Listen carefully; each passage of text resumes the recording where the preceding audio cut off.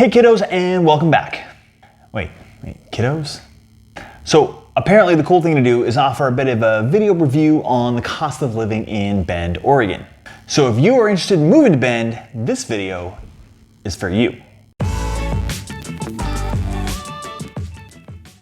Okay guys, so welcome. I'm your host, John Kromm of the Kromm real estate team at Harcourts, the Garner Group Real Estate. Boy, that was a mouthful. Helping people from all over Central Oregon and beyond with their real estate dreams. So, cost of living, huh? I guess it really depends on where you're coming from. I mean, if you're coming from someplace like Omaha, Nebraska, then you're doing pretty well. Nothing against Omaha. I've been there a few times.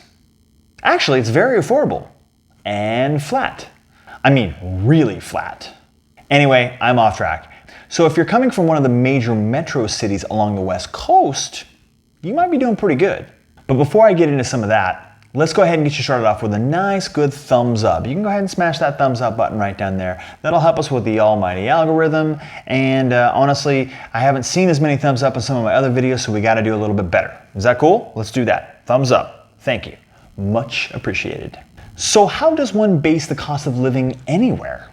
Well, one way. Okay, so I found this really great website. It's called bestplaces.net, where basically they can calculate the cost of living for a whole bunch of cities all across the US. Now the baseline that they use is a baseline of the US national average cost of living. And then from there, you're either above it or below it. The baseline is set at 100. So if you're a little bit above it, your cost of living is a little bit more. If you're a little bit below it, your cost of living is a little less.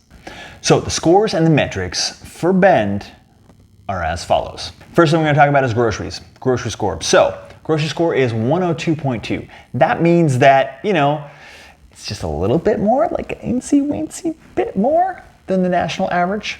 You see, we're very health conscious here in Central Oregon, especially here in Bend. So we do have our Whole Foods, and we do have we've got 3 high-end grocery stores that offer food to the more health conscious. Those foods tend to be a little bit more expensive, generally organic, stuff like that. So barely 0.2%, I guess, over the average. But grocery stores here are phenomenal. We've got great grocery stores, and our cost of living on the groceries is right around average, I would say, even though the groceries are better. Health. Okay, the health score is 91.9.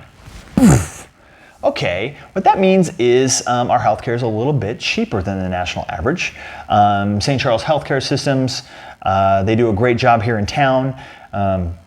In fact, the hospital in St. Charles themselves are actually the biggest employer here in Central Oregon, and our health cost is down from the national average, so you guys can do the math. We've got a lot of health conscious people here, but also a good affordability rate on the health services. Okay, utility scored an 83.6. Man, we're doing pretty good so far, I'm thinking. So utility scored an 83.6, and one of the rationales for that is because in Oregon, along the Columbia River, which is the northern boundary of Oregon, we've got a series of mega dams. The most notable is Bonneville, the Bonneville Dam. Bonneville Power, they generate a lot of electricity from the Bonneville Dam, and a lot of that is run throughout the entire Pacific Northwest, but understandably to us as well. We have natural gas, electricity, and both are actually very, very economical here in Oregon in general. Plus, we've got a ton of renewable energy, such as solar, coming in, because let's face it, a lot of the climate in the eastern portions of Oregon is all dry, arid desert with 300 plus days of sunshine. So solar is actually becoming quite popular around here, I would say. All right, next up we have transportation. And transportation scored an 82.2, which is, again, we're going in the right direction here, folks. However, I find it a little bit unusual because we don't actually have a very large bus system in town. There is public transportation, but it doesn't get used that often. I think probably the best reason why our transportation number is down so low is because Bend is such a small town that you can basically ride your bike almost anywhere. There's a lot of people that ride their bikes, that walk, and and then of course you've got Uber and Lyft and stuff like that that is here in town as well. I really just think that transportation isn't that expensive because you don't have to go that far to get anywhere, really. All right, the last one here, and let me just tell you, it's gonna blow your mind, is the housing. Now, the housing is really high, really high. Okay, so the housing score is 193. Now, before that blows your mind, let's just explain this for a second here. All of the other metrics, we're right at or even under the national average. Housing happens to be the one category where we're well above. So we're at 193. Part of that is because of the city structure. I will address this in another video, but basically all cities in Oregon are constrained by the size of the city limits as far as development. And so we're in a supply and demand crunch where we cannot simply just expand and build as many houses as we need to for demand.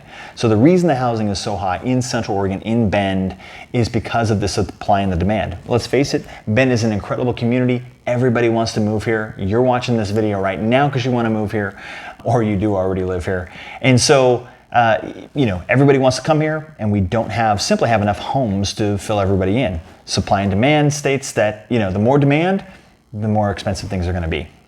All right, so that's the deal with the housing score. But let's talk about overall, what the score is for Bend overall compared to some other, cities around the area. So Bend's score, the overall score of cost of livability is 123.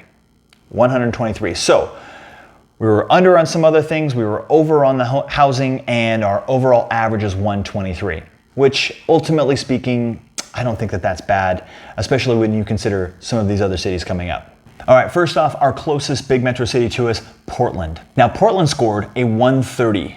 Not bad. It is a little bit more expensive than Bend, but not by much. 130, not bad. The next city to the north, the next big city to the north, Seattle. This one gets a little bit more spendy. They have a cost of living score of 173.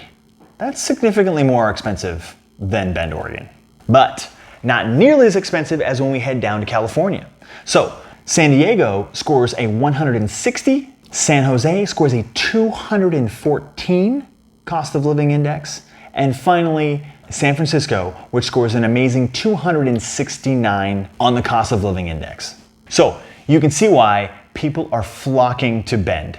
As far as West Coast cities go, and West Coast cities that you actually want to go visit and go live in and explore and engage and enjoy life in, Bend, Oregon rates at the top of the list, and it's one of the most inexpensive cities to live in. Oh, and if you're wondering about Omaha, Nebraska, it scored an 89. Time to get packing. Hey guys, I hope you enjoyed this video on the cost of living in Bend. If you want to know more about Bend or some of the neighborhoods that we have here, you can check out that video right there or that playlist right there. Or if you don't want to ever miss any of our videos, go ahead and subscribe right here. Thanks for watching, guys, and we'll see you next time.